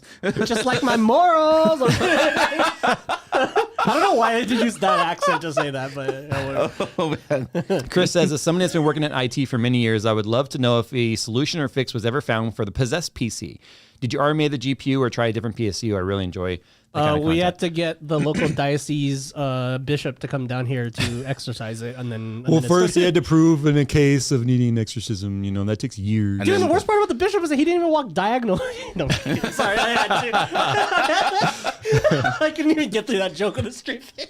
Well, That's Anyway. a chess joke, people. Wait, what? Yeah, I actually don't remember what was the. Yeah, EVGA sent us a replacement Okay, GPU. okay, so it was a I haven't had a replacement chance GPU. to go through full testing again with a different GPU, but I have a feeling this will fix this problem. I just think it was something weird with that LHR model with that Windows install with that hardware combination on those titles. Like, we could not find a solid answer to this. And the amount of people that emailed me saying that they're having the same problems and have not been able to fix it, I don't know. we also ran out of sage because Jay burned a couple too early. Yeah, that happens. We were trying to get a photo of the ghost. It's called a smudge stick. Thank you very much. Whatever we did. Still All gotta right. cleanse the room. But yeah, no, I do have a replacement GPU for him. I'm going to try all that out. If it all works, I'm going to send that back to him. We'll be good to go. This is another Chris, different Chris. He says, question for the show. What are your thoughts on video game, TV, and movie adaptations? Favorite ones or ones you think sucked? So first of all, what are some games that have made it, that become movies and or shows? So obviously The Last of Us. Doom was pretty bad. Yeah. Was bad. The Rock? Yeah. I never saw it. Yeah. But I was like, that just looks dumb. The Rock becomes the Pinky. The Pinky Demon. No. The Dwayne Rock. Oh, no, yeah, you're right. Sorry, yeah. Wait, what did The Rock turn into then? He just became like a boss. Oh, he's just the Yeah. the Cyber Rock. the Rock. I just remember the Doom previews looked so bad, I had no interest in it. Yeah. I watched it one time because I was bored, and that was the last time I watched it. Why am I drawing a blank? I know there's been Far Cry. Resident Evil. Oh yeah, I forgot that there was a Resident Evil. Those were movie. fun. They were fun, but they really didn't follow the game. They didn't at all. The only thing that was similar is like you had a what was her name? Not Claire. The main character name, Jill. You had a Jill. Yeah, you had Leon, Umbrella. You had a, yeah, you But had- it was Bill Jill. hi. Anyway, There was a time where I just used to watch. Well, there was a movie night with my group of friends. We had like bad movies to watch, and she just like Mystery Science Theater did it. That's dope. we watched the U-Bowl remakes of like House of the Dead and Far Cry, and those were like things that should have never been made ever. Oh, people were saying Mortal Kombat and Halo. Oh Okay. yeah, I forgot the Halo. Oh, you know, okay. They did make I a forgot Halo. about Halo. I forgot about Halo. I watched Master Cheeks. I watched Mortal Kombat. I also watched Street Fighter. Mortal Those Kombat was cool. Those were one-time watches. They were neat. The Like, old, it's the old movie, right? I'm gonna They probably- they There's a new one, they too. made a new one. I'm gonna probably give an unpopular opinion, but a lot of people hated it. I actually really liked the World of Warcraft movie. I thought it was Funny, done well. Tech just said that exact same thing. The WoW movie was. Oh, never mind. She said the opposite. the WoW movie was not. No, that good. I liked it. I liked it too. I liked it in the sense that Oh, Max Payne had a movie too. I forgot. There Yeah. what? I've never seen any of Payne. these. Yeah, Was it? Was it? I'm kind of glad I've never seen Yeah. any of these. was Mad Max a game too. They made it into a game Oh, after so it the was the other movie. way around. Yeah, but I think the movie. I like the WoW movie because it went into some medieval story. Obviously with huh? Oh, I knew nothing about WoW until you showed it to me, but I enjoyed that movie. Yeah. Why can't I remember the Warlock Orc's name? It's been too long since I played Warcraft. So anyway, I thought it was neat, and I thought they could have done more. And the CGI and stuff was actually pretty good. But again, there's only so much you can do in 2 hours with something that has decades of lore like Warcraft. Tomb Raider movies. Oh yeah. Angelina Jolie. I mean, I was like 13 at the time, so Yeah, I'm gonna be same. biased. I was just sad because she didn't have triangle boobs. Okay, needed lower poly count. Yeah, I mean, Tomb Raider movies were great. They're amazing cinema, and they should be treasured in the National Gul'dan, Archives. that's what it was. That's right, Gul'dan. Yeah, never saw Hitman. Hitman was all right. It wasn't like close to the game, but it was going as it like watching it as an action movie perspective. It was all right. If you're trying like, oh, this is so much like the game, then it's not going to be a fun ride. But you know, I like Assassin's their Creed as well. I like there being, but Assassin's Creed was weird. I watched that one on a flight. Okay. To me, it was weird. I understand, like, okay, they had to explain all the different games and stuff in a movie, right? Yeah. Okay, fine. You're just time jumping back into someone else's. Okay, whatever. Spoiler alert. But anyway, it's so far removed. I don't think it's an alert anymore. But I feel like it's okay for the studios to take some creative liberties because The Last of Us very closely follows the game.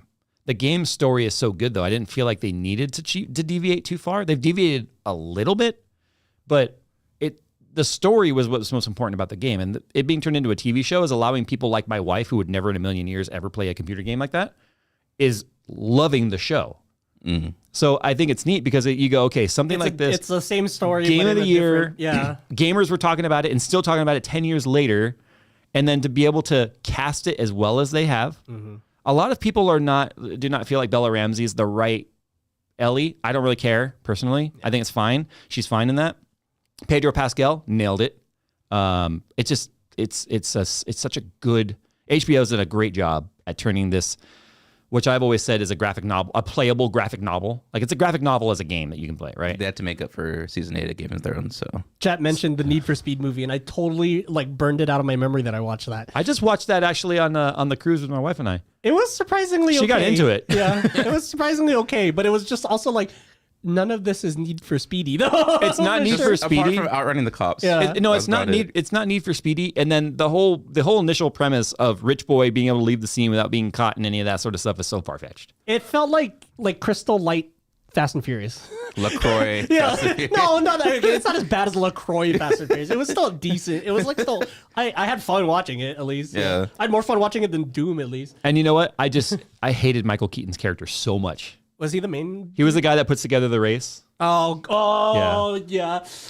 Yeah, I just hated his character so much. And it looked like it was something he was paid like 1 or 2 days to do, like just keep doing the lines and then he's gone. Like he wasn't even involved in the movie at all. I think the thing about the Doom movie that pissed me off the most was that it's such a simple story. They're like, you open a portal to hell on Mars and demons come out. Like that's it. You know? That's the entire story. And not only were they not demons from hell, it was like a zombie that happened from genetic modification. And I'm like, so that's Resident Evil. That's not Doom anymore. You're doing a different game. It's Resident Doom. I feel like Doom Resident Evil. yeah. Well, after like John Wick, I feel like a lot of people could pick up now because I won't spoil it for you. But Ikea's Battleship was a terrible damn movie. I forgot about that movie. Having the USS Missouri fighting an alien mothership in the ocean, what could go wrong? it was Yes, cool. I've seen it. Yeah, God. I liked it because I had no idea what was going on. I was just there to see. If you want to explosions. make up for Battleship and you're into like naval warfare stuff and World War II ships and whatnot, just watch Greyhound on Apple TV. Okay, just bootleg it, whatever. Okay, watch Greyhound. It will make up for the terrible movie that Battleship was. Somebody said The Division had a short film. I was like, yeah, but it was good because it was Freddie W. and the Corridor Crew that were doing. That was a good short film. Yeah, they did like 4. They released it as episodic, episodes. Yeah, it was like 4 episodes. Mo or Grain whatever. said they're excited for the Mario movie. Even my 13-year-old daughter is like, this Mario movie will always be known as Chris Pratt's wrong whatever. Like she was just like, this will always be known as the wrong Mario voice. Yeah, I just can't. He even in the preview goes, woohoo. yeah. It's like, oh. It just sounds like Chris Pratt saying a Mario woohoo. I think It sounds like Chris Pratt from Parks and Rec doing Mario. someone's gonna die. Fun. Parks and Rec Chris Pratt doing Mario. This might be a hot take, but it's like I believed. Wait, who is Pikachu? Ryan Reynolds. Ryan Reynolds, Yeah. I believed Ryan Reynolds in Detective Pikachu as Pikachu more than Mario Chris Pratt in the trailers. But And Jack, I've watched Detective Pikachu. but Jack Black as Bowser is kind of interesting. Yeah, Jack Black as Bowser is actually a good. I thought. I that was a believe good in Vin choice. Diesel as Groot more than I do Chris Pratt as No, it's because he Mario. did all the method acting. Remember, he came Yeah. into the. As a treat. Apparently, Vin Diesel came into the audio booth with stilts on to method act Groot.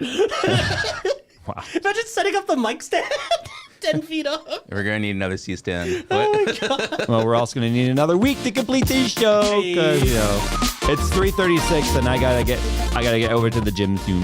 So Did you plug the merchandise into your own butt? Because that's no, I haven't released the butt plugs yet. Wow, he really reads everything on the screen. Nick will 3D print TPU butt plugs for everybody in No, chat. I won't. No, No, put it on I ABS. None of that's happening. Pretty soon the Don't be a gaming, whip print about ABS. No, print about gaming titanium. speaking of merch, the gaming mats will actually be back in stock here very soon, along with the entirely new design, which you guys haven't even seen yet. I haven't even showed you guys yet because I want to keep it a secret. Same thing with some new shirts and stuff. But I want to see no, later, some other time. Toria's secret. J-Toria's secret. All right, guys, thanks for listening. We will see you guys next week. Bye. Bye.